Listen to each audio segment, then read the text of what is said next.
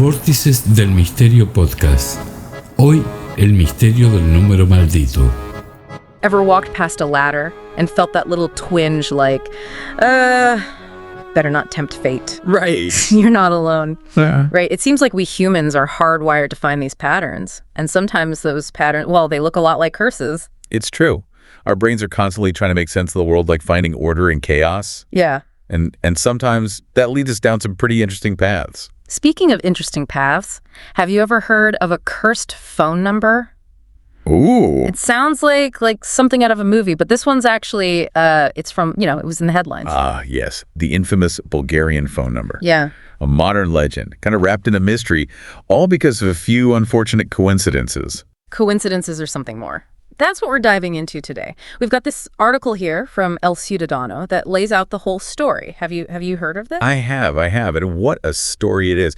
It all starts out, innocently enough, right? Yeah. Bulgaria, in the early 2000s, cell phones were gaining popularity. And Mobitel, a major telecom company there, released this brand new number, Right. 359-088-888-888. Catchy, right? I mean, you can see why they thought it would be a hit. Absolutely. Yeah. These vanity numbers, as they're called, they're often very sought after by businesses, right? Easy to remember. Free advertising, basically. Yeah. But in this case, the numbers journey took kind of a dark turn.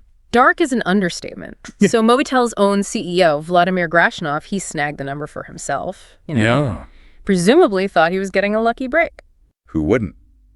But a year later, Grashnov was diagnosed with cancer. Oh, no. And not just any cancer. Mm-hmm. The article says doctors thought it was caused by, get this, exposure to dangerous radioactive materials. Okay, see, that's where my skeptical side starts to kick in a little. It's a tragic story, don't get me wrong, but was it really the phone number's fault? Exactly. We have to be careful about this. We can't conflate correlation with causation. Right. Just because two things happen one after the other doesn't mean one caused the other. Fair enough. But the story doesn't end there, right? No. Grashnov, sadly, passed away. He was just 48 years old. Yeah. And Mobitel, in a move that some might call bold and others might call clueless, decided to reissue the number. And this is where the legend of this cursed phone number, it really starts to take shape. Because guess who gets it next? Oh, I know this part. It's Konstantin Dimitrov, also known as Samokovets, a notorious Bulgarian mob boss. Oh, yeah. Talk about tempting fate, right? Right. If we were writing a screenplay, you couldn't script it any better. And you could probably guess what happens next. Let me guess. Dimitrov spills coffee on his brand new phone, short-circuits it, and he misses a very important call from his accountant. Tempting, but no. This is real life, so the stakes are a little higher. In 2003, Dimitrov was in the Netherlands with his girlfriend. They were attacked while having dinner. Oh, no. And he was fatally shot. While using that phone. You guessed it.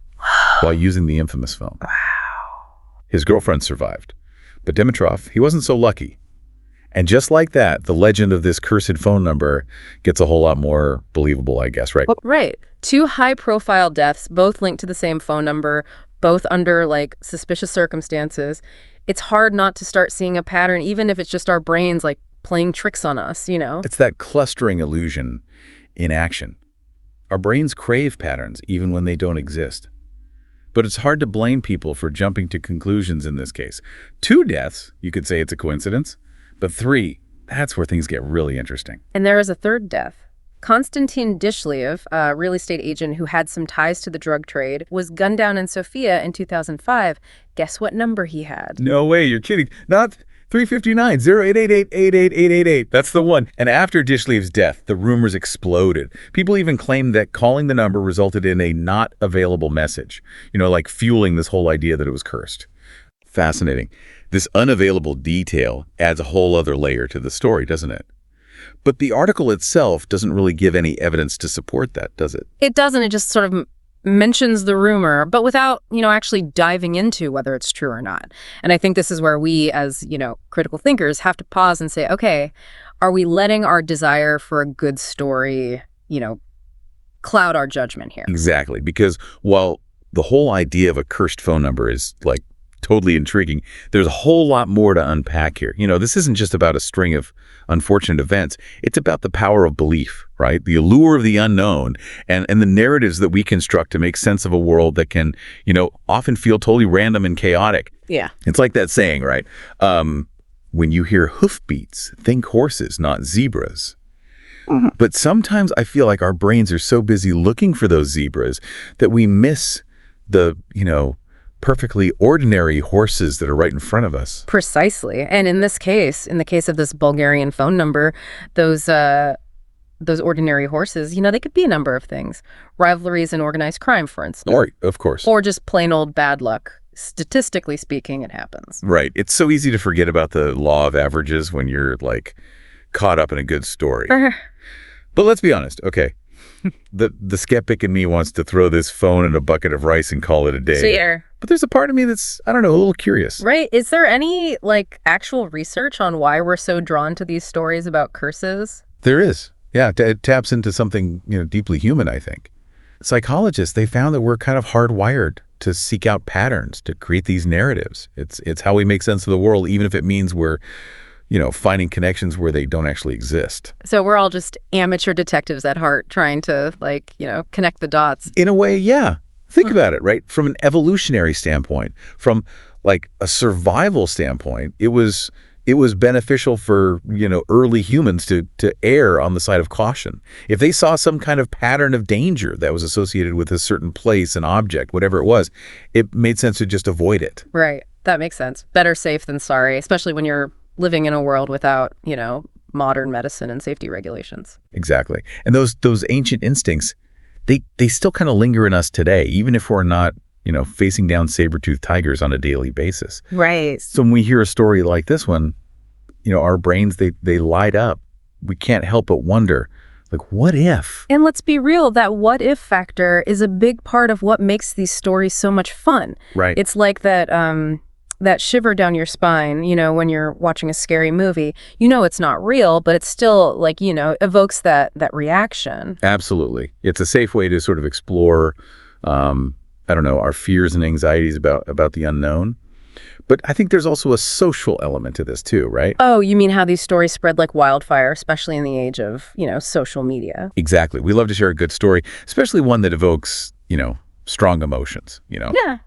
And with the internet, those stories can reach a global audience in an instant. Right. It's like the modern day equivalent of, gathering around a campfire and swapping spooky tales. Right. But instead of a campfire, it's Twitter. And instead of spooky tales, it's still spooky tales. Right. And these tales, they can have real world consequences. Remember, the article mentions that Mobitel actually discontinued the number. Now, did they have to? No. But did these rumors, possibly influence that decision? Maybe. Yeah, that's a good point. It's a reminder that perception can be just as powerful as reality, especially in, the digital age. Precisely. And that's something, that's really important to keep in mind as we navigate a world that's just saturated with information. Not everything we read online is true. And even the most outlandish stories, they can take on a life of their own. So what's the takeaway here? Should we all just become hyper skeptics and never believe anything we hear? Not necessarily. It's more about finding that balance, I think, between healthy skepticism, questioning what you read, but also a kind of open-mindedness. Yeah. We could appreciate a good story without necessarily taking it, at face value. Ask questions, consider different perspectives, and remember that there's often just, more to the story than meets the eye. So basically we need to be our own myth busters. Right, exactly. Especially when it comes to these, too good to be true kind of stories. Right, exactly. Think critically, right? Consult reliable sources, and don't be afraid to just, question what you hear. Yeah. But also remember to have a little fun with it. Right? Yeah. Not everything has to be a life or death investigation. Sometimes a good story is just that. Yeah. It's just a good story. It's like that moment when you're watching a magic show and there's a logical explanation, but you still kind of let yourself get swept away by the illusion. Precisely. There's a certain, charm maybe to embracing a little bit of mystery. Right. As long as we don't, let it completely cloud our judgment or lead us to make irrational decisions. Speaking of irrational decisions, let me ask you this. If someone offered you that Bulgarian phone number today, would you take it? Oh, man. Part of me wants to say, yeah, sure, why not? What's the worst that could happen?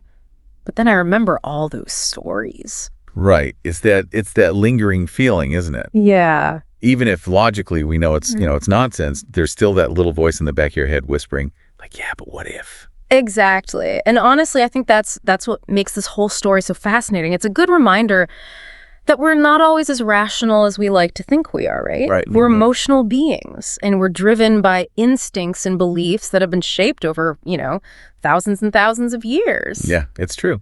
So, to wrap things up, the next time you hear about, I don't know, a cursed object or a spooky coincidence, remember the cursed number of Bulgaria.